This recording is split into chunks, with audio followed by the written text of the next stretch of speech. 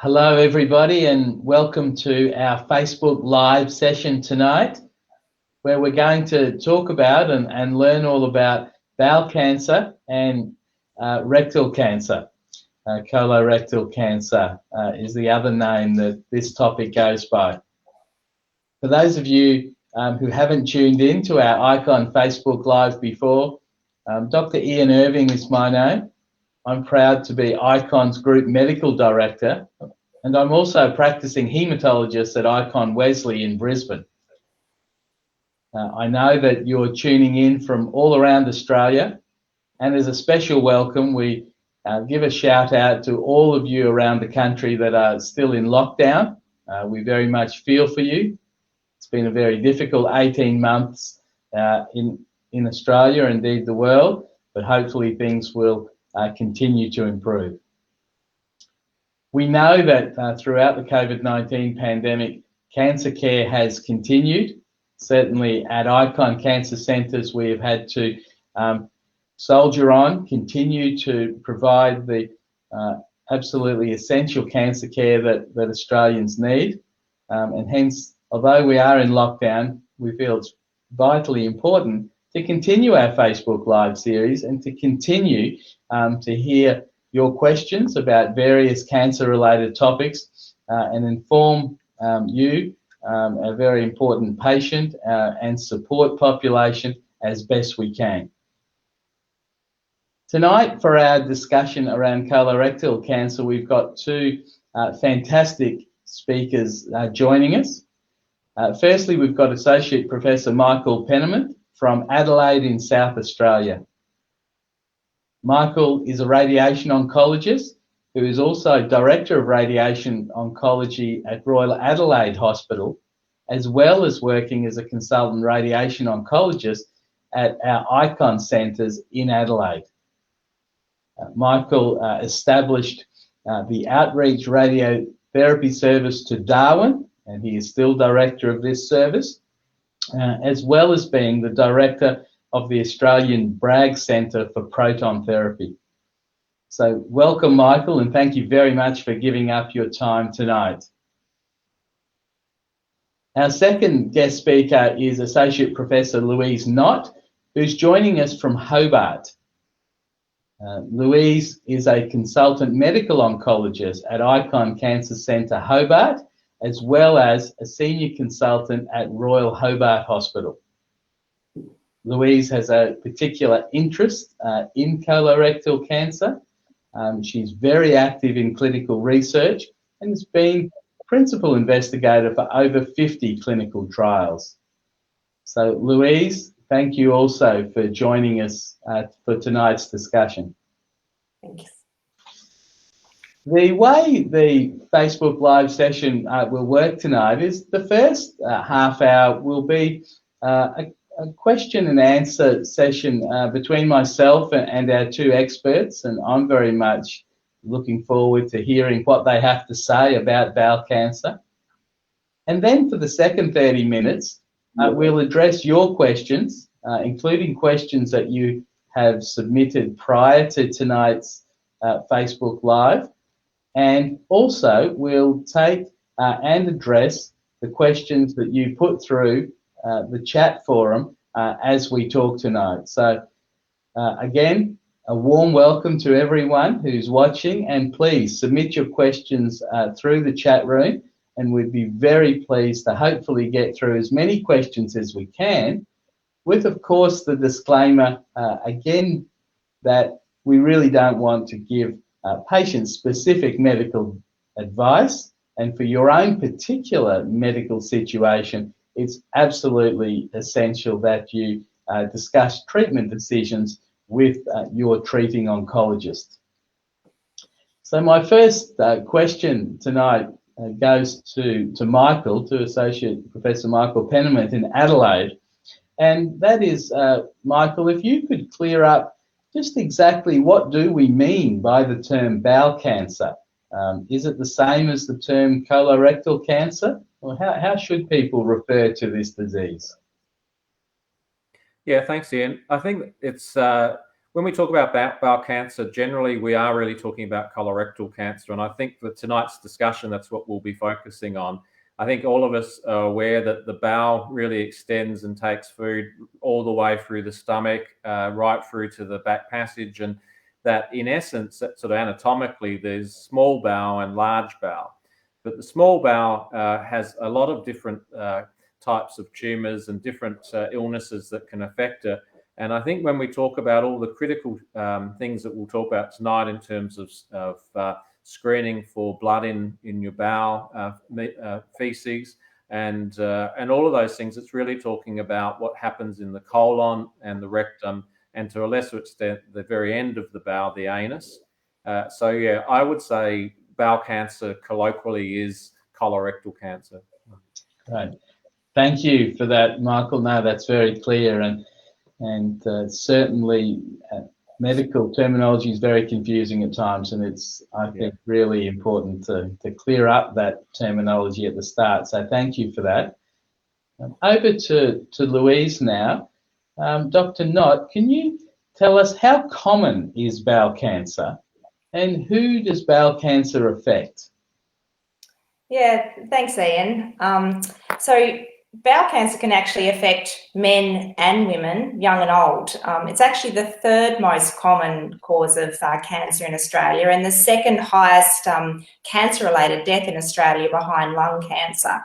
About 4,000 Australians will die of this disease each year, and that's actually more than die from breast or prostate cancer. And about 1 in 12 Australians will develop bowel cancer in their lifetime, so it is a pretty common cancer. And about 90% of bowel cancers are diagnosed in people over the age of 50, but around 1,000 younger people are diagnosed with bowel cancer each year. And this is certainly something that we are seeing in our clinics, which is alarming.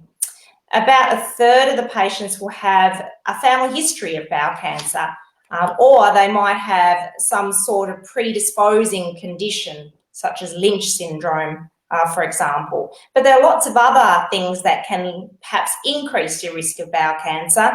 So things like inflammatory bowel disease, like Crohn's or ulcerative colitis, high intake of red processed meats, having polyps in the bowel, being overweight and physically inactive, smoking, having diabetes, or a past history of bowel cancer. So all of those things can increase your risk. Why is it so common? Well, I guess a lot of those risk factors are increasing in Western world, so increasing obesity, physical inactivity, our diet, all of those sorts of things. But I don't think it explains the whole story, and it certainly doesn't explain the whole story about why younger people are also have an increasing incidence of bowel cancer as well. Right, no, fantastic answer there, Louise. So you mentioned red processed meat intake being relevant to bowel cancer. Being vegetarian protective against developing bowel cancer? Yeah, well, I think we know that if you have increased dietary fibre, that certainly reduces the risk of bowel cancer. And it's like red processed meats, things like salami and those sorts of things certainly increase the risk of bowel cancer. So, I suspect having a predominantly vegetable-based diet would reduce your risk of bowel cancer. Right. Oh, interesting. And you mentioned bowel cancer is the third most common cancer that is seen in Australia. What are number 1 and 2 at present? You're going to say that. So I think breast and prostate. I think lung cancer comes after that, but lung cancer is actually the leading cause of death. With, as I said, colorectal cancer not far behind though. Right. No, thank you. Yes, and with lung cancer, of course, being the leading cause of cancer death and being so associated with cigarette smoking, of course, it would be remiss of me not to, of course, remind all our listeners about the dangers of smoking, and that even if you've been a smoker for many, many years, it is always good for your health to stop smoking. Michael, can you maybe now go over for our audience how bowel cancer is diagnosed, and that after a diagnosis of bowel cancer, what sort of tests are done, and what treatment options are available? Yeah, thanks, Ian. I mean, patients will typically have a diagnosis of bowel cancer either because they have a symptom that's taken them to the doctor, so they may notice some blood in the toilet bowl when they pass their poo, or they may have trouble with their bowels, diarrhea or change of bowel habit. And so it's really important, if you do have notice a change of bowel habit or something unusual in terms of your motions, that you do seek medical advice. But similarly, it's really important that you also undertake regular fecal occult blood screening, which is a really easy process. That's the government sends out a testing kit that you can basically test for sort of very hidden blood that's in your bowel motion. And so there's a large percentage of patients that will be completely well, completely fit, and will have the diagnosis based on simply that test. And so what we know then is that that's not necessarily a diagnosis of bowel cancer. You need to then go on and have what usually will be a colonoscopy, where somebody, an expert in the field, will look into your back passage and look into the bowel and see if there's a tumor or a cause of the blood. At that stage, they'll assess how big the tumor is. They'll see other things related, how many polyps or other factors there are that are in there. And so you're starting then to build a diagnosis. You'd take a sample of that tumor, send it off, and then if that does confirm that yes, you do have a bowel cancer, then you need to have some staging, which would involve generally x-rays to look at the extent and size of the tumor in your bowel, but also has it spread anywhere, which is to local tissues, lymph node, maybe the bone of your back passage of the sacrum, maybe the liver or lung.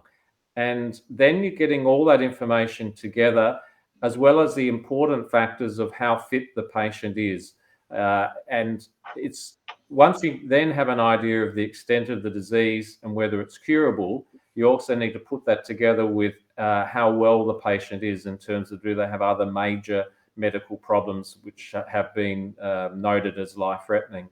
And what we usually do then is we bring all that information together in a big team meeting to discuss what's the next step for the patient. Yeah, no, excellent. So it's a very comprehensive process. That certainly there's not just one treatment then for the bowel cancer. Diagnosis is generally via a colonoscopy, and as you've emphasised there, Michael, screening is vitally important. I take it you encourage all Australians over the age of 50 to partake in the government screening program, which has been shown to save lives. Yeah, it's really easy. I mean, it's a little off-putting. We're sort of something we don't sort of generally talk about socially. We don't, we need to get past that. A test comes in the mail. It takes a couple of minutes. It's really easy. Not pretty much minimal contact, back into the letter box again, and then you get your diagnosis. And it absolutely can change things. It can take it somebody that's fit and healthy and really cure them with very easy, straightforward treatment, which may be as simple as surgery alone. We'll talk as we go through tonight about the role of other radiotherapy and chemotherapy and more advanced surgery. But for a very large percentage of patients, the treatment is just taking out that little polyp or the little tiny cancer that hasn't really spread very far, and local treatment with surgery is curative. Right, and certainly that is exactly what we're all aiming for, is to get the best outcome possible. So no, thank you for that follow-up, Michael. Very very useful. And of course, as Michael has alluded to there, for the early stages of bowel cancer, surgery is often the primary treatment that's used. We're not going to focus too much on surgery tonight, being not any of us being surgeons, but it's important to very much remember that, and to again emphasise that early detection is our goal with bowel cancer, and the screening is vital for picking up the disease early. Louise, could you now outline for us when chemotherapy is used for bowel cancer, The word chemotherapy used to be very dreaded. There's many newer agents. We've already heard from Michael with early stage bowel cancer surgery is often the preferred modality, but could you tell us when chemotherapy and what sort of chemotherapy treatments are used for bowel cancer, please? Yeah, sure. So you're right. I mean, chemotherapy is essentially just a fancy word for medications, drugs that can be given in the drip, or they can be given as tablet forms. We use chemotherapy in, I guess, three broad situations in bowel cancer. So firstly, we might use it in what we call the neoadjuvant setting. So that means we use chemotherapy, sometimes with radiotherapy, to shrink down a cancer so that it makes it easier for the surgeon to remove the cancer and get clear margins around the cancer. We can also use chemotherapy in the early stage setting when the surgeon has removed the primary cancer, and we use chemotherapy after that to try and mop up any little individual cells that might be floating around that we cannot see with scans. And that's called adjuvant chemotherapy. And then finally, chemotherapy has a really important role in advanced bowel cancer. So that means cancer that's spread to other parts of the body. And in this situation, we know that chemotherapy can improve quality of life, it can control symptoms, and it can help people live longer. And as Ian alluded to, I guess people used to be very fearful of chemotherapy. Pleasingly, there have been a number of improved supportive medications that have reduced some of the side effects of chemotherapy. Obviously, there are still the potential for side effects, but I think that overall, people's experience with chemotherapy has improved, certainly since I've been working as a medical oncologist. Yeah, which is fantastic news. I mean, it's you're absolutely right. I mean, in the last few decades, chemotherapy has changed enormously, and it's so much better for people to be undergoing their treatment. So, no, fantastic.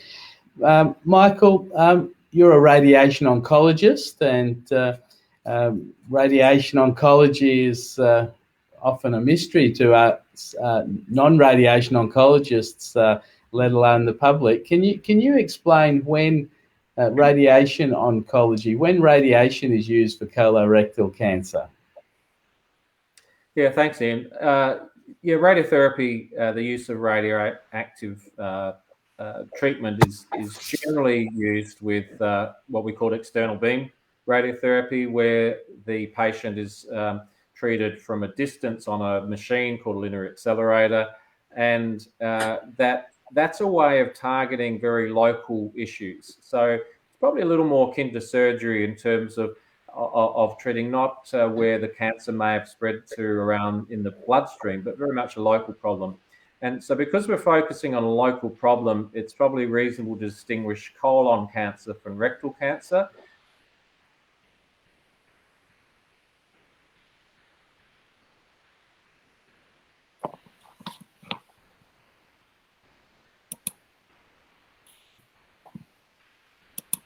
I think the surgeons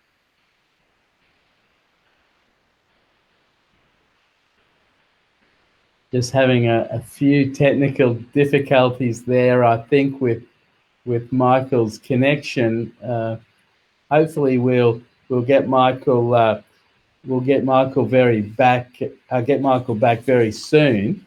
Just whilst Michael's dropped off the line, I'll go over to Louise and to ask Louise if you could explain to us what is meant by both targeted therapy and immunotherapy. And do these modalities of treatment, targeted therapy and immunotherapy, have a role in the treatment of bowel cancer? Absolutely. Can you hear me at the moment?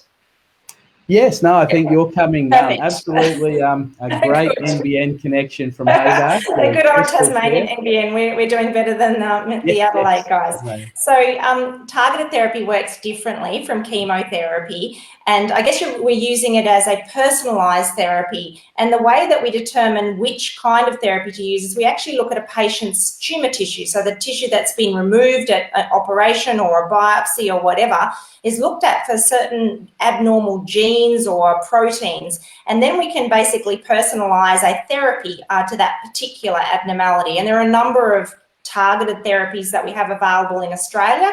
So we have a drug called bevacizumab, which is used to with chemotherapy to essentially block the supply of nutrients by blocking new blood vessel growth into cancers. We have another group of drugs called EGFR inhibitor drugs, which are used in a particular group of patients also that, in addition to chemotherapy, can significantly improve the survival of patients and improve the outcomes of treatment for colorectal cancer. There's a lot of other emerging targets that perhaps we'll touch on later. But with regards to immune therapy, which I think is quite a hot topic in cancer in general, in general, most of the patients with metastatic bowel cancer don't benefit from immune therapy. However, there is a small proportion of patients, about 5%, that have something called MSI high bowel cancer. And that particular group of patients can do very well with immune therapy, and in particular, a drug called pembrolizumab, which is very likely to be reimbursed on the pharmaceutical benefit scheme, so the government benefit scheme, within the next week or so. So it's very exciting news for patients who have that particular kind of bowel cancer. So we can identify those patients and we'll be able to offer that group of patients pembrolizumab instead of chemotherapy. So that could be a game changer for those patients. Yeah.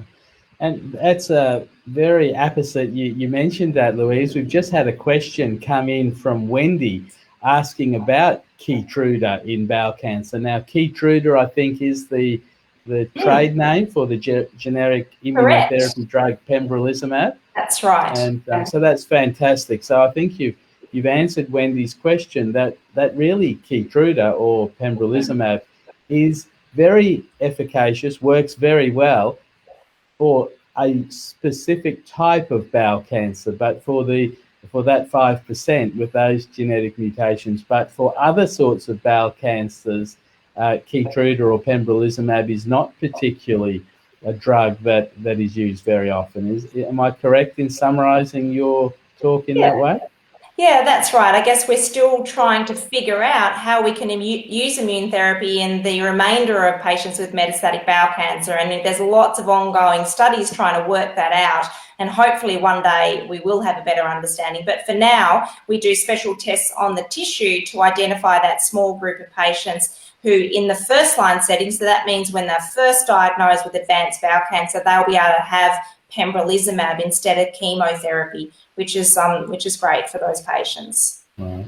No, that's great. Very clear. We've also had a question come through the Facebook Live as we welcome Michael back on. I don't think any of us get through a day without some sort of technological problem these days. So welcome back, Michael. And touch anything. So I think we might, before we go to some more questions from the live chat room, and please, I'd encourage you to put forward any questions you have. We've got a few that have come through and that certainly we're queuing up to put to our experts. But Michael, you were going over the role of radiation therapy, and I think you were explaining that radiation therapy is often not used as much in colon cancer, although occasionally is used, but in rectal cancer and the management of cancer of the rectum, radiotherapy is used a bit more. Yeah, I think radiotherapy very much for local control. It's and with the rectum, it's down deep in your pelvis, and that's often an area it's hard to get out with surgery. And so the role of radiotherapy in the curative setting is to treat rectum, the lymph nodes that are down there, where the tumor may spread, and it's certainly used in conjunction with chemotherapy, and it's to maximize that local control, to maximize the local cure of the rectal cancer. You're right, Ian, sometimes we use it in colon, but much less so. We also use it in the palliative setting, where again we're targeting a local problem, and the local problem might be that the rectal cancer is bleeding, and we just try to control bleeding in a patient that's otherwise perhaps in extremely bad health. It might be that the rectal cancer spread to the bone or to another structure where again local pain is being caused, and we can just target radiotherapy. And that often in the palliative setting may just be one trip, one treatment of radiotherapy, minimal side effects. Right. When radiotherapy is used to treat rectal cancer, Michael, is it used before the surgery, what Louise described as neoadjuvant, or is it used after the surgery, what Louise defined as adjuvant treatment? Yeah, well, in my time, things have moved a little bit. Typically before we, say 10 years or so ago, was often where the surgeon just couldn't quite get the tumour out. But there's been some really good studies that show that the best way of causing local control and ultimately improved cure is to try and give the radiotherapy and the chemotherapy usually before the surgery. And that does a couple of things. It controls the tumour and what we call downstages it, so it makes it smaller, and that often makes the surgery easier. And in about 20 to 30%, it may even control the tumour to such an extent that we can consider whether we actually need to do surgery or not. So typically, the curative radiotherapy is done before surgery. Okay, no, excellent, very useful information. Now, we have had some questions that have come through from the audience online. Again, we thank everyone for tuning in about how and they get access to information about clinical trials and the latest treatments. So I assume, Louise, that bowel cancer has a lot of clinical trials and a lot of research that is conducted. Where could patients go to find out about what clinical trials are on offer? And maybe you could give us a flavour of some of the clinical trials that you're involved in with bowel cancer. Yeah, it's a great question. And one of my passions is clinical trials. And I think it's really important for all patients to ask their doctor, is there a clinical trial that might be suitable for me? And in terms of, where to look, well, there are a number of websites that patients can look on, so clinicaltrials.gov. A lot of the clinical trials are run through something called the Australasian Gastrointestinal Trials Group, or AGITG, and they have a really neat website that you can look at as well. But as I said, whatever centre that you're going to, speak with your medical oncologist, and they will be able to certainly, even if it's not available within your centre, they can refer out often or find a clinical trial that might be suitable. With regards to what we're doing at the moment, well, I think we've got a number of different clinical trials, but I guess one of the kind of exciting things that we've been involved in is looking at something called circulating tumour DNA, so that we use that to try and identify patients who have had their curative surgery to determine which patients really need extra chemotherapy and which patients perhaps don't need chemotherapy and may be cured by the surgery alone. And a lot of that research has really been pioneered in Australia, so that's pretty exciting. There's also other clinical trials that are looking at new drugs that are coming for patients that have had all of the standard treatments available for advanced bowel cancer. And so, we have different phases of clinical trial.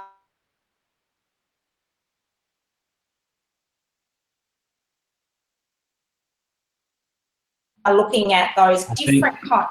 Sorry. No, keep going, Liz. I think I might have spoken too soon there about the about the Tasmanian NBN being wonderful. We just lost you for a minute, but oh, did you? Oh, sorry. I don't know where I got up to, but anyway, just that last 30 seconds. But that's been very entertaining. So a lot of the websites you mentioned for us, and of course the the circulating DNA trials and other trials you were describing. Maybe just to throw over to Michael, you're a radiation oncologist. Are there trials with radiation oncology in colorectal cancer that you're involved with? Yeah, absolutely, Ian. And a lot of the things, because it often is combined treatment, a lot of the exciting things and agents that Louise was talking about also involve radiotherapy. From a radiotherapy point of view, it's very much a case of how can we increase the targeting of the tumor, and the targeting is not only the accuracy of how we do the radiotherapy, but also the targeting of the total package that we discuss with the patient. And so some of the trials that we're involved with in ICON and at the Royal Adelaide are around the not only the technical aspects of the radiotherapy, but also the staging and investigation after treatment to see if the patients perhaps don't need surgery. That's a critical area, like I alluded to before. Increasingly, as I said, initially it was 20% we thought would have what we call a complete response to chemoradiotherapy, i.e., when the surgery was done, there was no sign of the original disease. We definitely know we've got that figure to more like 30 to 40%, and there's ways that we're now increasing the intensity of the treatment before the surgery. So one that's called TNT, which is giving the chemotherapy a little bit more intensively before the radiotherapy and then the surgery after that. So intensifying the treatment, not necessarily intensifying side effects, because often it's even better tolerated that way. So how can we spare patients treatment they don't need? And also the technology of how can we aim the radiotherapy at the cancer, but miss critical organs, in particular organs such as the bladder and the sexual organs in the pelvis. And in my lifetime, and with new technology at ICON Centre, we've got ways to arc the treatment around to miss some of those critical organs, which is becoming really, really, very, very exciting. Well, no, thank you, Michael. We've had a question come in. I mean, screening was a topic we spoke about earlier in the evening, and we've passed the halfway mark. So we're going to go over to your questions now from the audience. So please keep sending in the questions. So for the next 25, 30 minutes until 7:30, we'll be solely dealing with the questions that are coming in through the Be Live channel. And we've had a few questions come through in relation to screening for bowel cancer. And so, Louise, I might ask you, can people who are under 50 undergo bowel cancer screening with the fecal occult blood testing? And why is it that the government mandates that you have to wait to 50? Because I guess, as you alluded to in your introduction, unfortunately, there are many younger people now being diagnosed with bowel cancer. Yeah. That's a good question. I mean, I still think, so more than 90% of patients who develop bowel cancer will be over 50, and that's why the government designed the screening program from 50 to 74, and you get sent out your fecal occult blood test every 2 years. But I think it's still very important for younger patients, particularly if they have a family history. They should probably already be screening, and there are various ways to do that. But if they have a family history, it would usually involve a colonoscopy. But if anybody has symptoms under the age of 50 or even over the age of 50, they really need to see their GP for further evaluation. If you just want to have a screening without a family history under the age of 50, you can actually see your GP and you can ask for a fecal occult blood test, though they're relatively inexpensive these days. But there are specific protocols for people who have a family history that are under 50. And also patients who have a family history that are over 50. But importantly, if you have a symptom, see your GP, because that will involve, more tests. Yeah, no, thank you. That's very useful, and I think it's good to remember, as you say, although some young patients unfortunately get diagnosed with bowel cancer, as you say, over 90% or over 50. So No, that's excellent. Now, we had a question come in from Andrea, and I might throw this over to you, Michael, and Louise may want to comment, and it relates to the use of Certex to treat bowel cancer, which I guess is delivering sort of local radiotherapy of a sort, certainly not external beam radiotherapy, but is Certex a treatment that is used to treat bowel cancer at all, Michael, in your experience? It certainly is. It's a way of, as I sort of alluded to earlier on, one of the ways that most common ways we give radiotherapy in rectal cancer was with a linear accelerator, making a beam of radiation that is directed at the patient. But we can give radiotherapy by introducing a radioactive isotope that directs the radiation to specific spots. And Certec, my understanding is that you can certainly implant areas, and often used for liver metastases in terms of treating disease that way. There was certainly a trial that didn't show an overall survival benefit, and I think it sort of has basically got a position as an option that can be discussed with your oncologist. But there are other ways. Obviously, one of the key ways when you have liver metastases is a lot of the new exciting drugs that Louise is talking about. Yes, you also can treat the liver with external beam radiotherapy, and also SABR radiotherapy, which is a very, very pencil beam, incredibly active, focusing radiation treatment onto the disease that may be metastasis in the lung or the metastasis in the liver. And I think that's an exciting way that's already being used a lot, and we're increasingly using it in Adelaide. Right. So using that very targeted radiotherapy with techniques such as SABR is something, Michael, that can be done now. I mean, certainly I remember when I was, training many years ago, I mean, radiotherapy to the liver was really not something that could be done easily because of the sensitivity of the organ to big fields of radiation. But what you're describing is very targeted radiotherapy using sophisticated mapping and, as you say, techniques such as SABR. But that's a reality now? Yeah, we're increasingly able to use that in my centres in Adelaide, and that we started with lung, where we could treat lesions that were only a few millimetres in size, and put a field that really treated very, very little normal lung tissue. We accounted for the movement of the organ, and then we moved to other areas of the body in terms of liver. We're looking at prostate. We're looking at a number of other sites. It also takes us forward into my other project, which is the Australian Bragg Centre for Proton Therapy, which will be an even more targeted way of delivering radiotherapy. But that's a couple of years away from treating our first patient. Okay, no, fascinating. Louise, staying with the management of liver metastases, another treatment that's sometimes used for liver metastases is surgery. Could you just outline for our audience what sort of people, what sort of patients are suitable for resection of a liver metastases, and what sort of patients do you refer for surgical resection of liver metastases?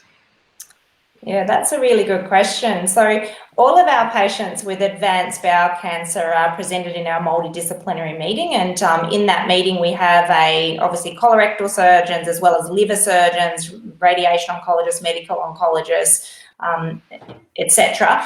And every patient, their scans are reviewed, and if they have disease or metastases, secondaries just in the liver, we always ask the question, can this patient undergo a resection or removal of those liver tumours? Because there is a proportion of those patients, if they can undergo that surgery, they can be cured.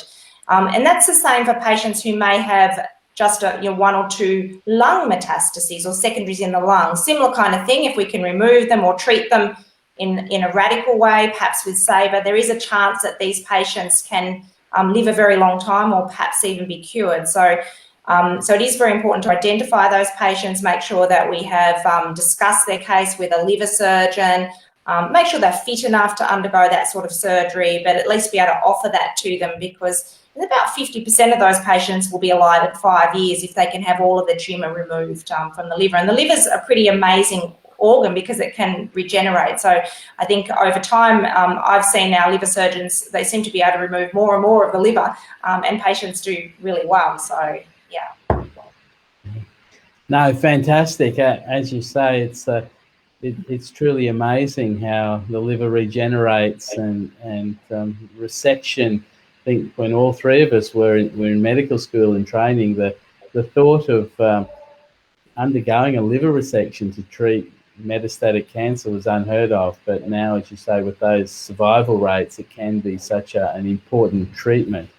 We have had a question come through relating to metastatic disease to the liver. I might just stay with you, Louise, asking about how it is that some bowel cancer can have metastatic disease to the liver. So liver lesions are found on scanning, ultrasound, CT or PET scanning. I guess all of those modalities would show up liver metastases.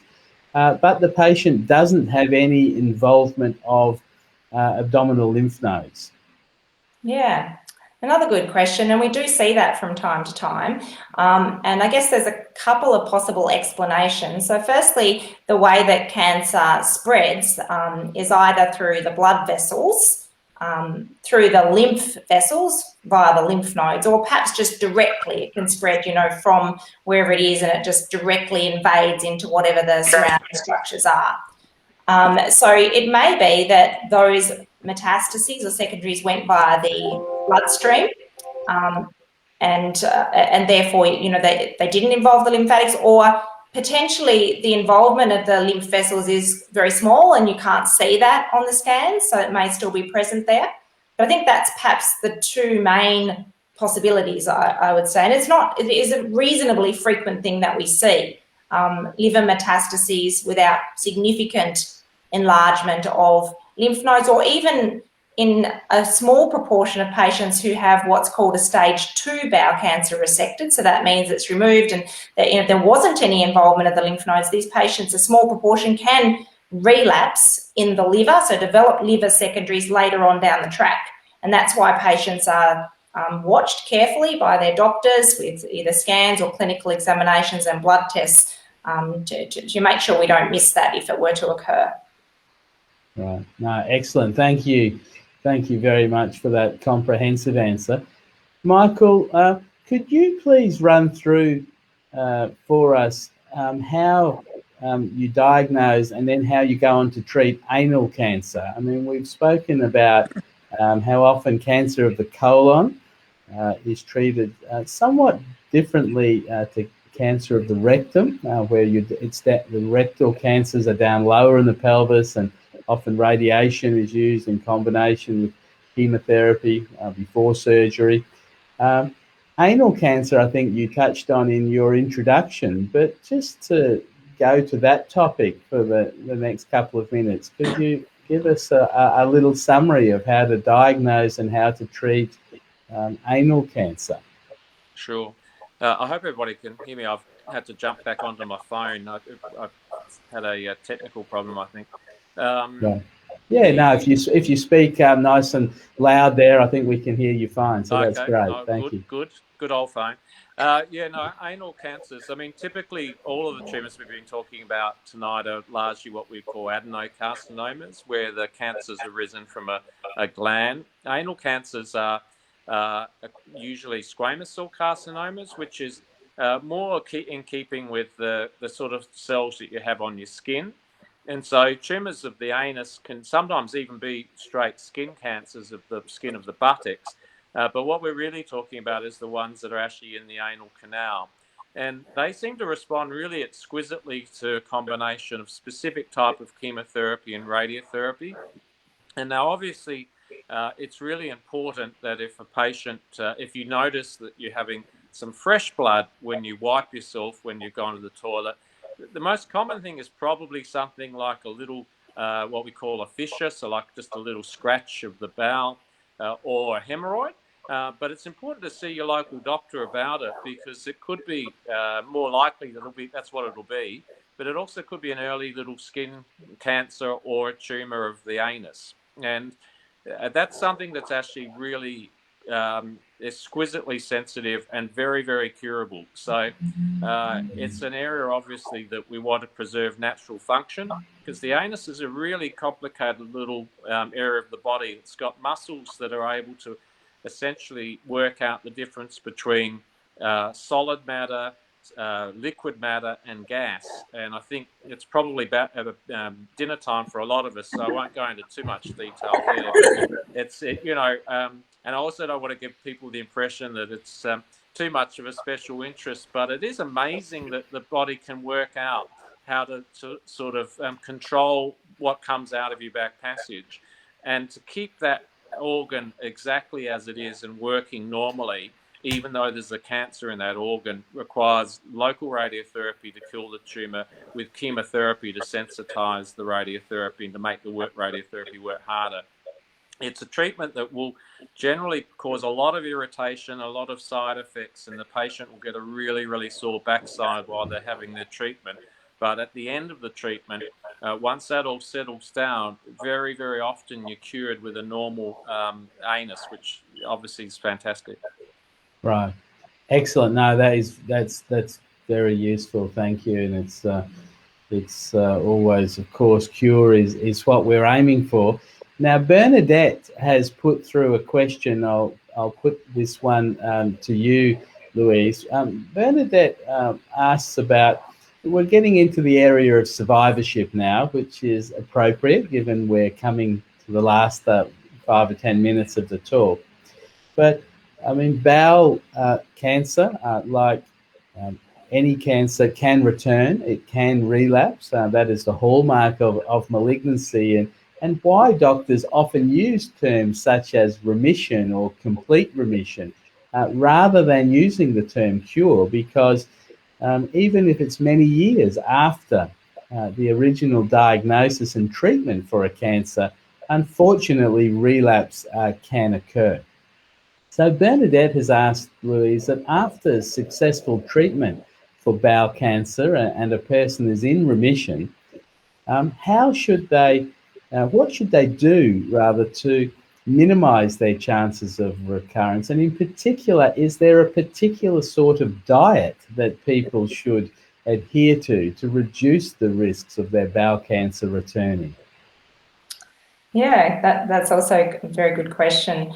Perhaps just to quickly touch on like the surveillance. So when people have had a diagnosis of bowel cancer, they usually enter a period of surveillance, usually for about 5 years, but it does vary, and that would involve periodic colonoscopies, blood tests looking for something called the carcinoembryonic antigen or CEA, liver tests, physical examinations, and often a scan, perhaps annually, although that does vary from centre to centre.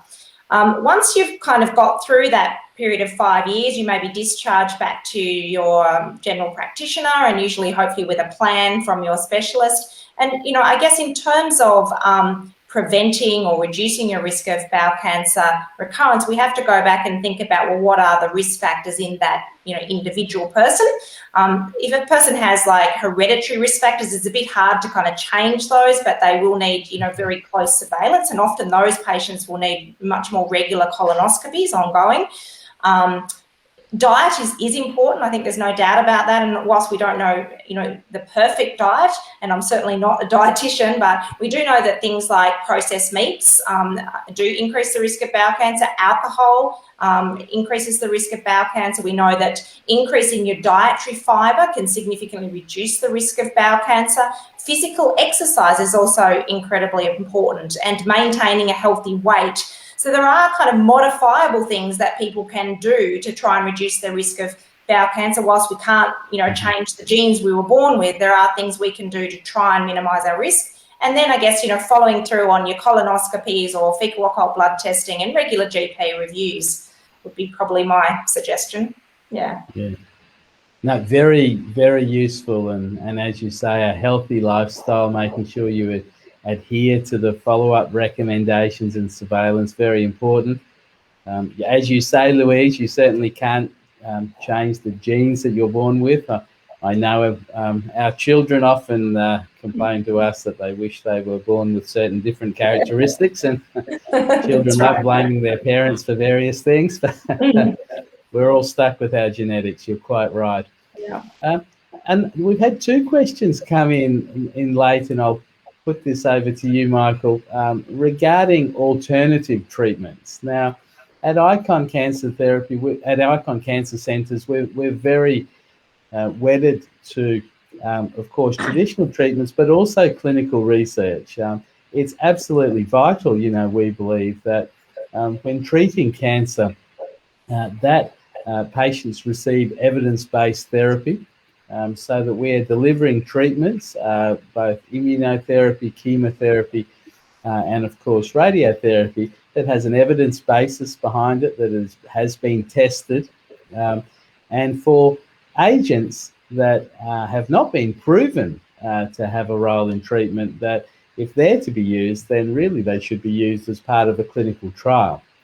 But having said that, and of course emphasising to our listeners our belief in clinical research, there is certainly out there, Michael, a thirst for the use of alternative therapies. Australians spend many billions of dollars on alternative and complementary therapies every year. Could you give us your take on alternative and complementary therapies for bowel cancer, and how would you advise a patient who often has well-meaning relatives and friends and neighbours who are encouraging them to use the latest alternative therapy of the day? Mm-hmm. Yeah, look, it's a good question. I think all oncologists, our aim is to maximise the chance that the patient will have a good result and try and get a patient to cure. But occasionally, of course, patients present or have difficulties achieving cure, and then the aim is to make them as well with as good a quality of life as possible for as long as possible. And so, as you say, Ian, we're continually striving to do that better, and that some alternative therapies just augment somebody's. Maybe empowers the patient to feel that they're doing something in terms of their own treatment, and that could be things that are related to wellness in terms of vitamins and things that will just make them supplement their diet. And most of those things are if they're discussed with the oncologist that's giving treatment, are usually quite helpful. And I sort of seem like a lot of the patients I've seen often will split into two camps in terms of alternative therapies. There are alternative naturopaths and practitioners that really are just helping a patient get through their total package of treatment. So that's something that we would welcome discussions in terms of what are they having, is it actually helping, how's it ameliorating the side effects. And then there's another group that really it defers good treatment, and perhaps I've seen some situations where I've actually said to patients, if the practitioner is saying this will cure you, then will they give you your money back if it doesn't? And I've seen toxicities from treatment. So I think that it's a conversation, and I think that a patient should find a practitioner, a doctor, and their alternative practitioners that they trust. Bring them together and have a discussion about what's the package and what does it mean for me. I think there's a role, and especially in patients that reach a point where we can't cure them, then often they will seek other treatments, and some of those treatments can be quite harmful. And I think it's a discussion that I'm always really willing to have with a patient. I appreciate any patient that just wants to do what they can to try and improve their outcome. Mm-hmm. Yes, I mean, as you say, Michael, first do no harm is a real maximum of medicine, and as you point out there, just because a treatment is a complementary therapy or an alternative therapy does not mean it has no side effects, as you point out. So no, thank you for that answer. We've had a question come through about clinical trials. There are, I know, many of you watching who are currently undergoing therapy for colorectal cancer, and of course to all of you in that situation, we wish you the very best with your treatment. But we've had a couple of questions come in that relate particularly to people on a clinical trial, and the trial is ongoing and they're going well. Is it possible for the person to be on a second clinical trial, Louise, whilst continuing on the first trial, or once you're on a clinical trial, you can't actually enter another clinical trial? I think it depends on the type of clinical trial. If it's an intervention clinical trial, like you're taking a drug and we're checking on an outcome, usually you can't go on another clinical trial because that would often interfere with the results of the current clinical trial that you're on, or there might be interactions or whatever. Sometimes you can be, like sometimes we have patients that are on non-interventional clinical trials. So that might be a trial where we're looking at some other measure like quality of life, or I don't know what it might be, doing surveys of various things. But usually if it's a drug trial, you can't be on two at once, is my understanding, because it really would affect the results and we wouldn't know what is causing a side effect or what's actually leading to the benefit, and it would make it pretty tricky to then interpret the results of the clinical trial. Yeah. Right. And if people are in any doubt, they should discuss with their treating oncologist. Yeah. We're coming to the end of the hour. Again, I thank everyone for tuning in. Very special thanks, of course, to Associate Professors Michael Penniman and Louise Knott. We've had many questions come through the Be Live chat room. We haven't been able to get to them all, sadly, but on our website we will enable to put up a transcript and answer as many questions as we can. There will also be a recording of tonight's Be Live session on the website, so people can go back and look over the session again and hear what Louise and Michael have had to say. So just before I close the session, I'll throw to Michael first and then Louise, just for any parting messages they would like to give to our audience. And as I do that, to Michael and Louise, thank you very much for giving up your time. Yeah, thanks, Ian. One parting message was really topical. We were on a meeting with, as you all know, Ian, today. ICON's looking at some really amazing technology that will probably be part of clinical trials that enables the patient to really have an absolute relationship and sending in information, patient-reported outcomes. What are they going through? Not the weekly visit and the quick chat, but an absolute way of using digital devices and technology that we have to be able to interact with a patient and to get a very clear picture of how they're traveling through their cancer journey. I think that's something that ICON's looking at that's going to really revolutionise what we're talking about. And thanks for letting me be part of this today. That's great. Louise, thank you, Michael. Yeah, thanks, Ian. And thanks for everybody for listening to us, and hopefully you've got something out of it. I guess my take-home message is I'm passionate about clinical trials. We're now become very active in clinical trials at the ICON Cancer Centre in Hobart and also the Royal Hobart Hospital. But wherever you are, talk to your doctor about whether there might be a clinical trial for you, because I think it really is the way forward so that we can improve outcomes for everybody with early stage disease and with advanced cancer. So, and thanks again for ICON for asking me to talk, and Ian and Michael for talking tonight. My pleasure. Thank you, Louise. That's a great message to finish on. Certainly ICON very committed to clinical research in our 34 centres across the 6 Australian states. Australia has a wonderful health system with a mix of public and private care. the charitable foundations like the Cancer Council and the various bowel cancer support groups also are a pivotal part of cancer care, and I thank them for the work they do. But that is all we have time for tonight. Thank you once again on behalf of all the ICON group for tuning in on this colorectal cancer session. We hope to have another Facebook Live in the coming months as we continue our series, which is very much educating and discussing with you, the public, around cancer-related topics. So good evening, everyone. Thanks.